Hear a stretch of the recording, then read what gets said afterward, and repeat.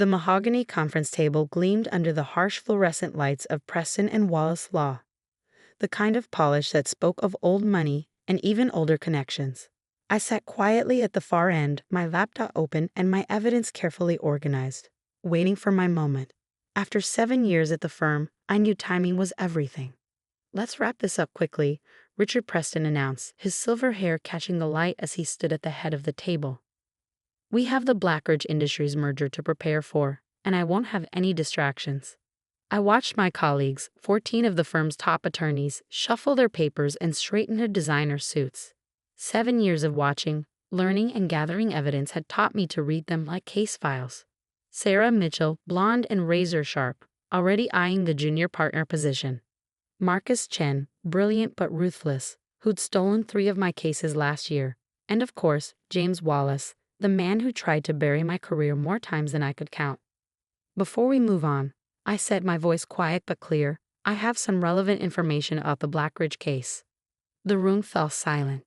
Not the respectful silence of attention, but the heavy silence of annoyance. I was used to it. Emily Chen, the quiet Asian American associate who'd never quite fit into their polished world of country club memberships and legacy admissions.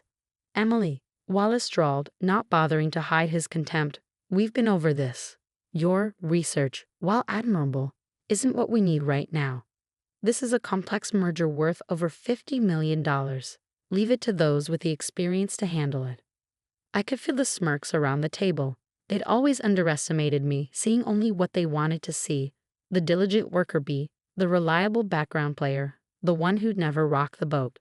"With all due respect," I continued, pulling up my files, "I've uncovered some irregularities in Blackridge's financial statements. Their reported assets don't match their." "Enough." Preston's fist hit the table, making the water glasses rattle.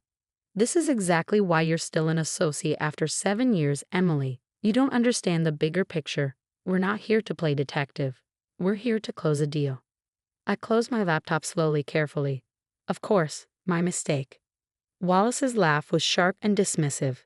"This is why we keep you handling document review, Emily. You're good at the small details, but leave the real lawyering to us. Now, go back to your office and focus on those filing deadlines I gave you." As I gathered my things, Mitchell couldn't resist adding her own barb. "You know, Emily, not everyone is cut out for high-stakes corporate law. Maybe you should consider a smaller firm, or perhaps a different career altogether." I walked out of the conference room to their muffled laughter, my heels clicking against the marble floors. They thought they'd won, thought they'd put me in my place once again. But they'd forgotten the first rule of law: never underestimate your opponent. In my office, small, windowless, but perfect for my purposes, I opened my secure email and sent a single message: "It's time." The response came almost immediately: "Documents received. Meeting confirmed for tomorrow, 10 a.m. I smiled, thinking about the Blackridge Industries CEO who would be sitting in that same conference room tomorrow morning, about the evidence I carefully compiled over the past year, about the look on Wallace's face when he realized exactly what he dismissed. You see, while they were busy mocking my attention to detail, I'd been building a case that would shake Preston and Wallace to its foundations. Tomorrow they'd learn why the quiet ones are often the most dangerous. But let me start from the beginning. The real beginning, 7 years ago, when I first walked into Preston and Wallace Law with dreams of making partner. I remember my first day vividly, fresh out of Yale Law, top of my class, with recommendations that should have opened any door in the legal world. Preston and Wallace was the crown jewel of corporate law firms in Boston, known for handling the biggest mergers and acquisitions on the East Coast. Getting hired there was supposed to be my golden ticket. "You'll start in document review," Wallace had told me, not even looking up from his phone during my orientation. Standard procedure for new associates. That was fine. Expected, even. What wasn't expected was staying there for 2 years while my peers moved up to case management and client meetings. What wasn't expected was watching my research and analysis appear in other attorneys' presentations without credit. What wasn't expected was the systematic dismantling of every opportunity I tried to create for myself. I still remember the first time I caught one of my memos being presented as someone else's work. It was Marcus Chen, no relation thankfully, presenting my analysis of a complex securities regulation to the partners. "Brilliant work, Marcus," Preston had said, clapping him on the shoulder. "This is exactly the kind of innovative thinking we need." I sat in the back of the room, silent, watching Marcus bask in praise for my work. That night, I started keeping records. Every memo, every email, every piece of research I produced. Date stamped, backed up, and carefully documented. But the real turning point came 3 years ago, when I stumbled across something in the Blackridge Industries files. A discrepancy so small most people would have missed it. A pattern of transactions that didn't quite add up. Most lawyers would have passed it up the chain, eager for recognition. But I'd learned my lesson by then. Instead, I dug deeper. Nights, weekends, holidays, I built my case in secret, using the very skills they mocked me for. My attention to detail, my persistence, my ability to see patterns in mountains of data. "You need to get a life, Emily," Sarah Mitchell had said one Saturday, finding me in the office. "All this extra work won't make them respect you more." She was right about one thing. It wasn't about earning their respect anymore. It was about justice, served cold and precisely. The evidence I uncovered went far beyond mere financial irregularities. It revealed a pattern of deliberate fraud, orchestrated by some of the highest-ranking executives at Blackridge Industries. More importantly, it implicated several partners at Preston and Wallace who had helped cover it up. I took my findings to Wallace once, early on. He'd laughed it off. "This is why you'll never make partner, Emily," he'd said, sliding my carefully prepared report into his shredder without even reading it. "You don't understand how the game is played. Some stones are better left unturned." So I learned to play their game, but by my own rules. I built connections outside the firm, carefully, quietly. A network of whistleblowers, financial investigators, and most importantly, a senior prosecutor at the Securities and Exchange Commission who understood the value of patience. For the past year, I've been feeding information to the SEC, building an airtight case while the partners at Preston and Wallace grew more confident in their scheme. They thought their position was secure, their power absolute. They never wondered why I stayed, despite their constant belittlement. Never questioned why I remained so diligent in handling their worthless documents. Yesterday's dismissal of my evidence was the final piece I needed, proof that the partners had been explicitly warned of the fraud and chosen to ignore it. The recording from the conference room would make an excellent addition to the SEC's files. Now, sitting in my office after the meeting, I reviewed my preparations one last time. Tomorrow, the CEO of Blackridge Industries would arrive for what he thought was a routine merger discussion. Instead, he'd be walking into a carefully choreographed revelation of his company's crimes, with SEC investigators waiting in the wings. I opened my desk drawer and pulled out a small photo. My father, standing proudly in his judge's robes. "The law is not about power," he used to tell me. "It's about justice." Tomorrow, Preston, Wallace, and everyone else who tried to bury me would learn the difference. I checked my watch, 6:00 p.m. Time to head home and prepare for tomorrow's performance. As I walked through the firm's luxurious lobby, I caught my reflection in the marble walls. Still the same quiet, unassuming Emily Chan they'd all underestimated. But tomorrow, they'd see me differently. Tomorrow, they'd learn that sometimes the most dangerous weapon in a lawyer's arsenal isn't aggression or connections. It's patience. And I have been very, very patient. The next morning, I arrived at Preston and Wallace at precisely 7:00 a.m., 3 hours before the Blackridge meeting. The early morning silence of the office felt different today, charged with possibility rather than resignation. I'd chosen my outfit carefully, a charcoal gray Armani suit I'd been saving for this moment. Not my usual modest workwear, but something that spoke their language. In this world, appearance was armor, and today I needed every advantage. "You're here early," the night security guard, Mike, commented as I badged in. "Big day," I replied, smiling. Mike had been one of my few allies over the years, always noticing my late nights and weekend work. He didn't know it, but his detailed security logs of my office hours would help establish the timeline of my investigation. In my office, I began my final preparations. First, I checked my secure email. Confirmation from SEC investigator Karen Martinez. Teams in position by 9:30. Evidence secured. Green light for Operation Sunrise. I smiled at the code name she'd chosen. Sunrise. The end of darkness, the beginning of exposure. How fitting. Next, I reviewed my presentation one last time. Not the sanitized version I'd shown yesterday, but the full documentation of Blackridge's fraud and Preston and Wallace's complicity. 7 years of evidence meticulously organized into a devastating narrative of corporate corruption. At 8:30, the office began filling with the usual morning bustle. I could hear the partners arriving, their voices confident, laughing about dinner reservations and golf scores. They had no idea their world was about to shatter. Sarah Mitchell stopped by my office at 9:15, her smile dripping with false sympathy. "Emily, don't bother coming to the Blackridge meeting. Mr. Preston wants to keep it partners only." "Of course," I replied mildly. "I'll just finish up these filing deadlines." She left, satisfied that she'd put me in my place one last time. I waited until her clicking heels faded before sending a text to Karen. They took the bait. Everything's set. At 9:45, I gathered my materials and headed to the small conference room adjacent to the main boardroom.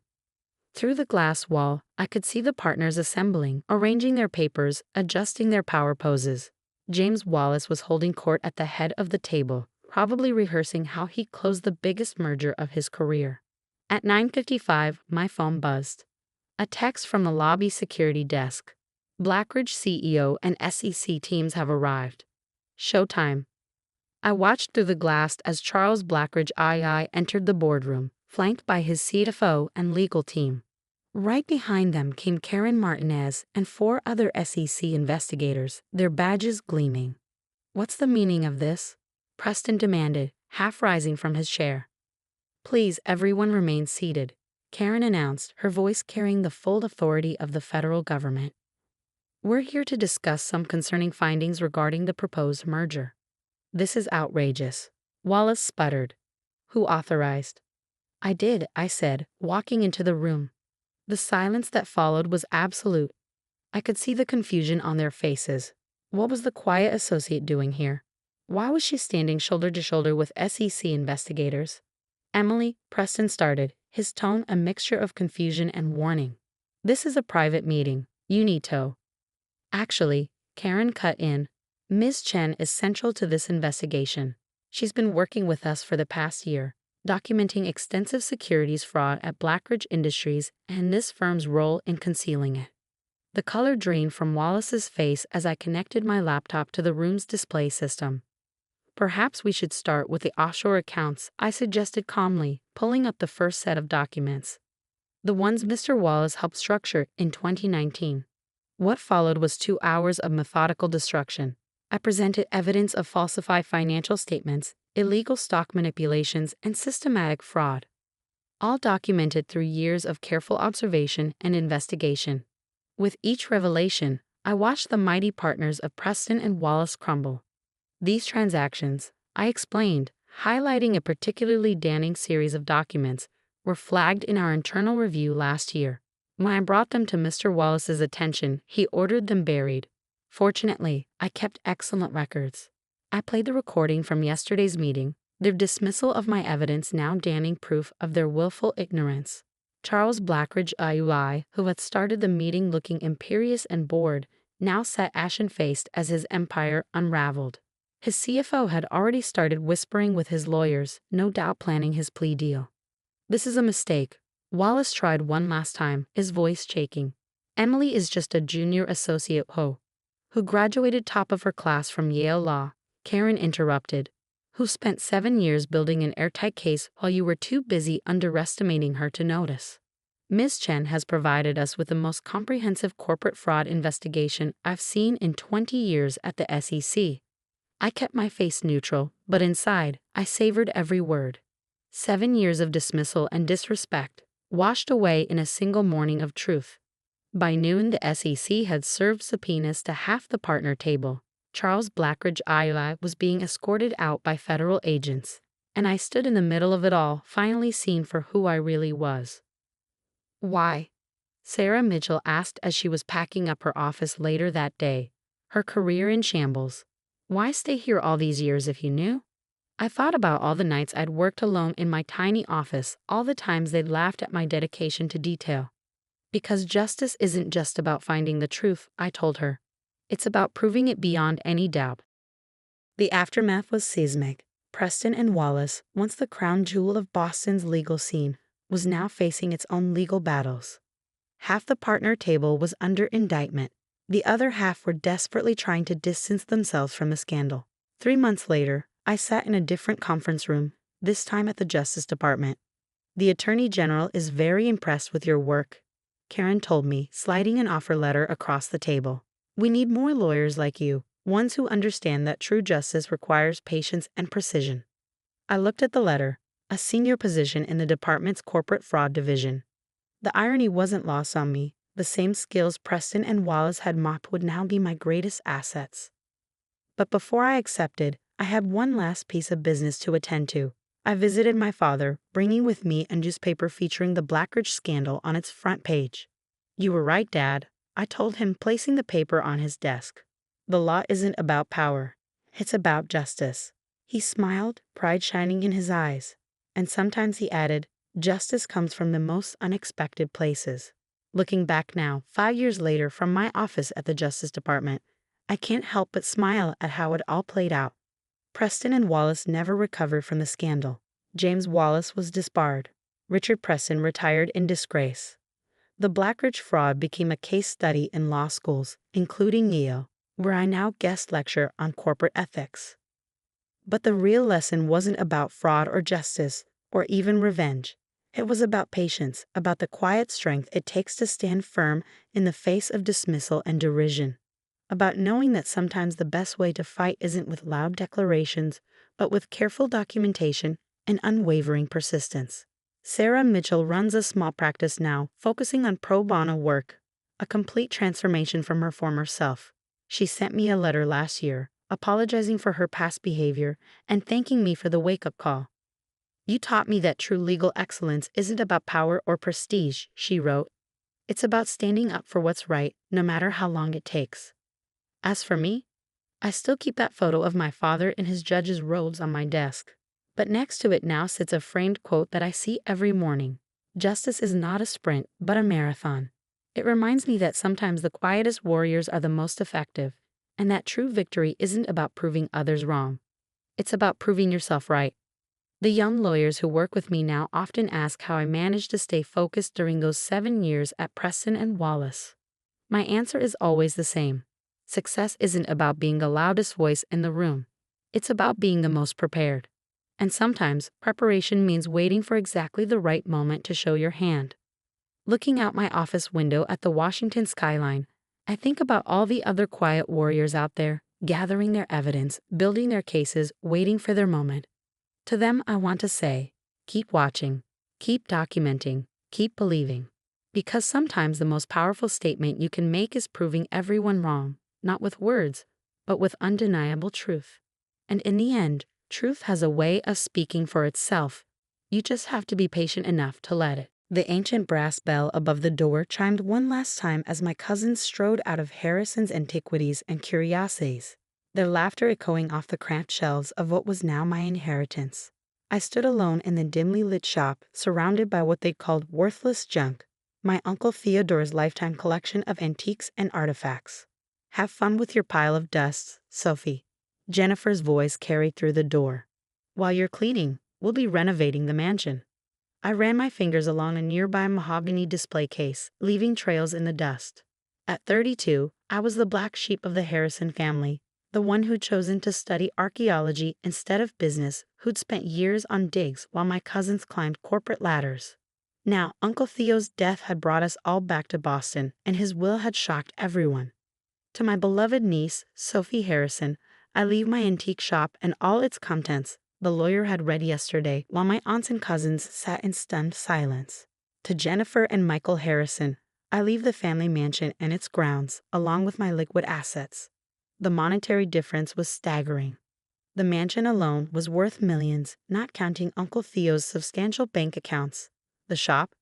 It had been struggling for years, barely breaking even. My cousins thought Uncle Theo was punishing me with this gift, but they didn't know Uncle Theo like I did. I remembered the summer afternoons I'd spent here as a child, listening to Uncle Theo's stories about each artifact.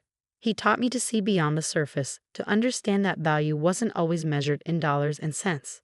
"Every object has a story," he'd say, his eyes twinkling behind wire-rimmed glasses. "You just have to know how to read it." Now, standing in the fading afternoon light, I could almost hear his voice among the shadowed shelves. The shop was exactly as he'd left it, a maze of display cases and wooden cabinets, filled with everything from Victorian silverware to ancient Egyptian scarabs, reproductions, of course, or so we'd always thought. I made my way to his office at the back of the shop, navigating the narrow aisles with practiced ease. The small room was a testament to organized chaos. Books stacked in precarious towers, maps covering every inch of wall space, and his beloved roll-top desk dominating the corner. That's when I noticed something odd. The ancient Persian rug, the one Uncle Theo had always said was his most valuable possession, was slightly askew. In 20 years of visiting this office, I'd never seen that rug out of place. Uncle Theo had been almost obsessive about its positioning. Kneeling down, I rolled back the heavy fabric. There, carved into the wooden floorboard, was a small symbol. A circle within a square, exactly like the pendant Uncle Theo had always worn. The one that had mysteriously disappeared after his death. My heart began to race. Uncle Theo had been more than just an antique dealer. He'd been a scholar, a collector of mysteries, and I'd always suspected something more. His stories had often hinted at secret societies and hidden treasures, tales I dismissed as flights of fancy. But now, I ran my fingers over the carved symbol, remembering something he told me years ago. Sometimes, Sophie, the greatest treasures are hidden in plain sight. You just need the right key to see them. The key, the strange brass key he'd left me in his will, along with a cryptic note I hadn't yet opened. I'd assumed it was to the shop's front door, but now, I pulled both items from my bag, the ornate key with its unusual teeth, and the sealed envelope with my name written in Uncle Theo's elegant hand. The paper was thick, expensive, with that same circle and square symbol watermarked in the corner. My hands trembled slightly as I broke the seal and unfolded the letter. My dearest Sophie, if you're reading this, then two things have happened. I've left this world for the next great adventure, and you found the mark beneath the Persian rug. I always knew you would. You have the gift, the ability to see what others miss. What I'm about to tell you must remain secret. Your cousins, your aunts, the entire family, they cannot know. Not yet. The shop isn't just a shop, Sophie. It's a gateway, a repository of secrets that go back centuries. The Antiquarian Guild has protected these secrets for generations, and now that responsibility passes to you. But beware, there are those who would kill for what lies hidden here. Trust no one until you've seen the truth for yourself. Use the key, follow the signs, and remember what I taught you about reading the stories in objects. The first step is behind my bookshelf, the one with the treatise on Mediterranean pottery. The key will fit a lock you cannot see until you know where to look. All my love and all my trust, Uncle Theo. P.S. If Jennifer and Michael are being their usual charming selves about the inheritance, don't let it bother you. They have no idea what they've missed. I read the letter 3 times, my mind spinning. The Antiquarian Guild, hidden secrets. It sounded impossible, like something from a movie. But Uncle Theo had never been one for practical jokes, and that symbol. Standing up, I moved to the bookshelf he'd mentioned. It looked ordinary enough, old volumes on pottery, archaeology, and art history. But when I ran my fingers along the edges, I felt something. A slight irregularity in the wooden frame, right at eye level. Looking closer, I noticed tiny marks carved into the wood, so faint they were nearly invisible. They formed a pattern similar to the one on the floor, but more complex. In the center was a small depression that looked like. My hands shaking, I inserted the brass key. It fit perfectly. But before I could turn it, I heard voices outside the shop. Loud, angry voices. Through the office window, I saw 3 men in dark suits examining the shop's facade. They weren't family, and they definitely weren't customers. The old man's dead, one said, his voice muffled through the glass. If it's here, now's our chance. I froze, the key still in the lock. Uncle Theo's warning echoed in my mind. There are those who would kill for what lies hidden here. The bell above the shop door chimed. They were inside. I had seconds to decide, turn the key and step into whatever mystery Uncle Theo had left for me, or face the men who were even now making their way through the shop. The key turned silently in the lock, and everything I thought I knew about Uncle Theo, about my inheritance, about reality itself, was about to change forever. because what I found behind that bookshelf would not only solve a centuries-old mystery but would also put me in the crosshairs of people far more dangerous than my spoiled cousins. People who would stop at nothing to claim what Uncle Theo had protected for so long. But I'm getting ahead of myself. To understand what happened next, you need to know about the summer I turned 12, when Uncle Theo first showed me the secret language of symbols hidden in everyday objects. When he first hinted at the true purpose of his little antique shop. And most importantly, you need to know about the ancient society that had been watching our family for generations, waiting for someone like me to finally unlock the truth. The bookshelf swung silently inward, revealing a narrow passage that shouldn't have existed in a building I thought I knew by heart. Behind me, heavy footsteps approached the office. I slipped through the opening, pulling the shelf closed just as shadows appeared under the office door. The passage was pitch black for a moment before soft lights activated along the floor, revealing a metal staircase descending into the earth. The air was cool and dry, carrying a faint scent of old paper and something else. Something ancient. Above, I heard muffled voices in Uncle Theo's office. Search everything. The old man must have left some clue about the collection's location. I descended the stairs as quietly as possible, counting the steps. 27. Uncle Theo's favorite number. At the bottom, I found myself in a room that defied belief. It was vast, far larger than the shop's foundation should have allowed. Climate-controlled glass cases lined the walls, filled with artifacts that made my archaeological training scream in disbelief. These weren't the reproductions we displayed upstairs. These were real. A perfectly preserved Greek amphora from the 5th century BCE. A complete set of samurai armor that predated the Kamakura period.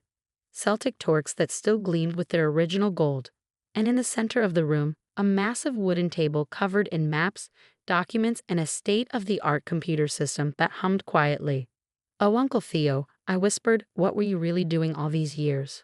On the table lay a leather-bound journal, recently used. I recognized Uncle Theo's handwriting.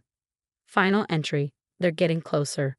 The Brotherhood thinks the collection is just artifacts, but they don't understand its true purpose. Sophie will figure it out. She has the gift, just like her grandmother did. The pattern in the Byzantine mosaic will lead her to. The entry ended abruptly. Next to the journal sat an old photograph I'd never seen before. Uncle Theo, decades younger, standing with a group of distinguished-looking people in front of an ancient temple. They all wore pendants with the circle and square symbol.